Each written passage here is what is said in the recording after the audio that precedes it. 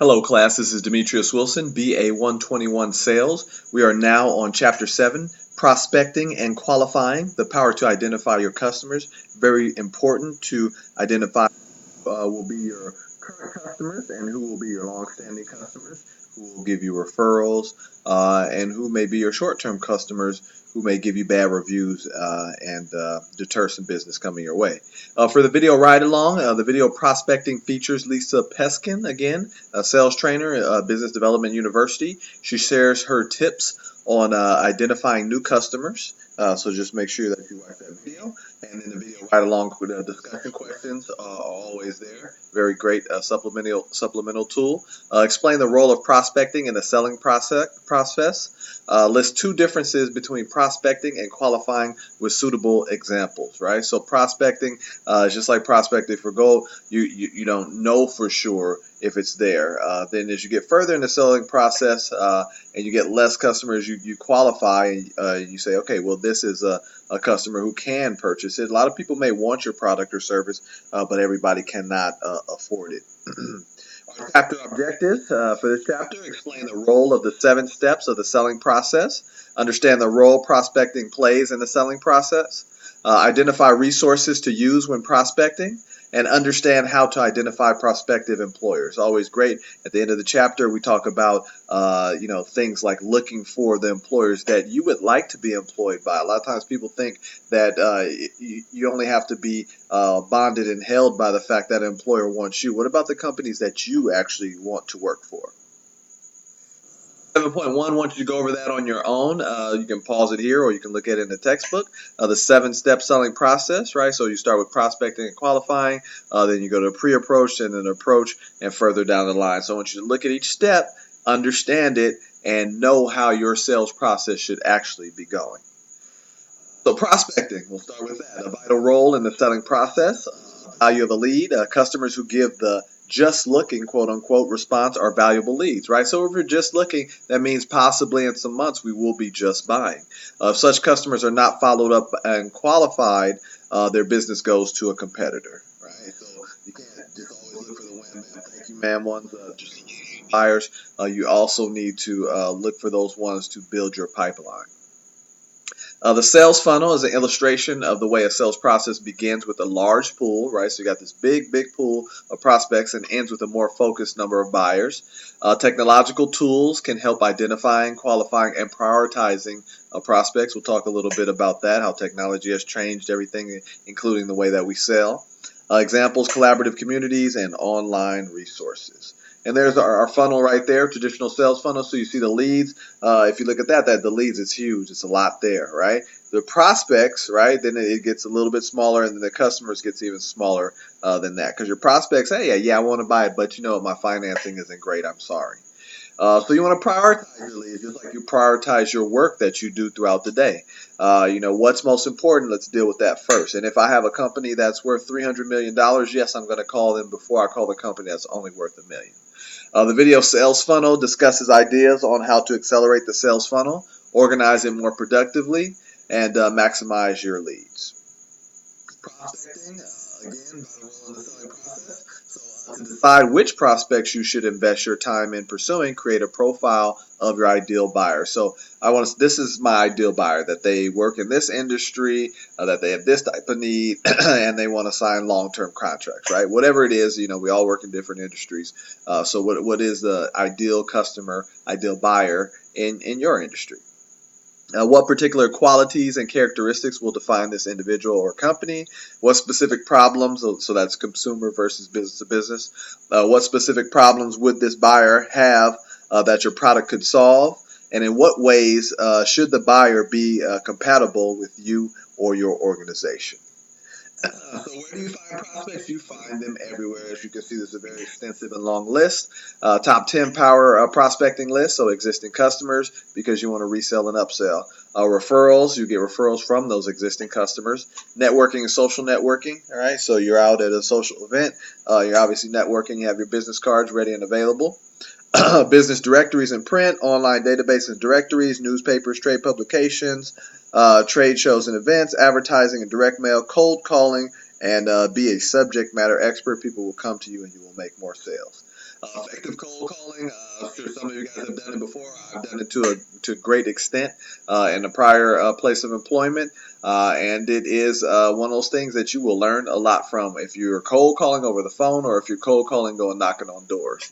The video coaching cold calling demonstrates few tips for effective cold calling. So what makes cold calling effective? So the goal of cold calling is to make a positive connection. I want to make a positive connection with you on the other line so that I can eventually sell you my product and or services.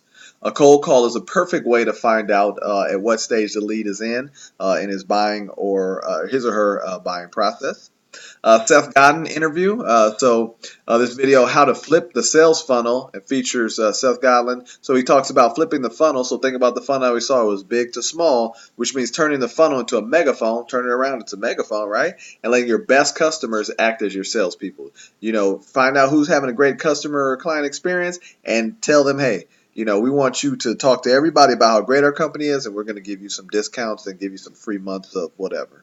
Organizing your prospect information, so you want to choose a system, right? So you should have your own system or a proven system. Gathering intelligence and keeping it up to date, right? So you have some intelligence that everybody has, and you also have some intelligence that just you have that you're not going to share with the competitors. You want to choose a system. We've talked about this before, a CRM or a client or customer relationship management system. Process a company uses to organize and track their current and potential customer information. It allows you to maintain a relationship in a systematic way, following up more consistently with your leads and continuing to meet the needs of your existing customers. If it's intuitive and tells you, hey, it's been 6 months since you called this guy, hey, give him a ring, then even better. Something like a Salesforce.com. Dull down a little bit. This is a contact management system. Is a system for tracking and organizing customer and prospect information that is less complex than a CRM and doesn't necessarily keep a record of every customer contact, right? It's just basically I'm warehousing information and these are the things I'm going to go over. Allows you to keep current contact and company information on your prospects and to record detailed notes about your conversations with them. You want to gather intelligence, and this is a great formula that we'll see about intelligence in a second. And information as statistics that are regularly updated in your customer databases. There are facts which can be accessed by your competitors too. So you can access it, and so can they. Intelligence is information that is collected when you meet your customer in person. The competitors can never get access to such information. So if I meet with the customer in person, get the information. I definitely do not want to let that out. So you take your information, right? It's just information, general knowledge everybody can get, plus intelligence, right? So intelligence information that everybody can't get, and you get your competitive intelligence there. Keeping it up to date, always the best thing to do to avoid losing your prospect to a competitor. Keep your prospect information current. Several online business directories provide customized alerts on company news, turnover of key personnel, or merging and splitting off of companies, right? So you need this information because it could affect your business. You might gain business from it, but you might also lose business from it.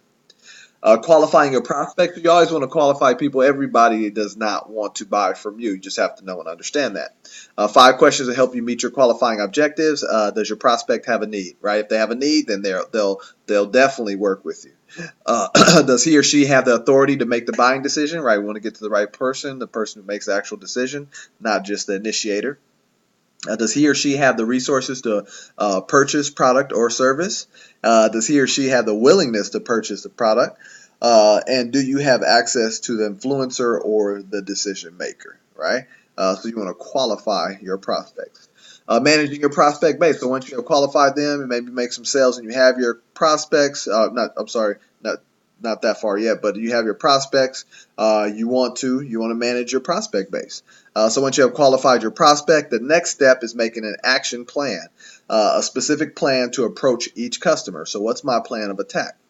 Begin your action plan by conducting a need analysis because your qualified prospects will have different needs. Everybody's not going to be exactly the same. Think about the next steps in the sales process and develop a timeline and plot out the actual steps.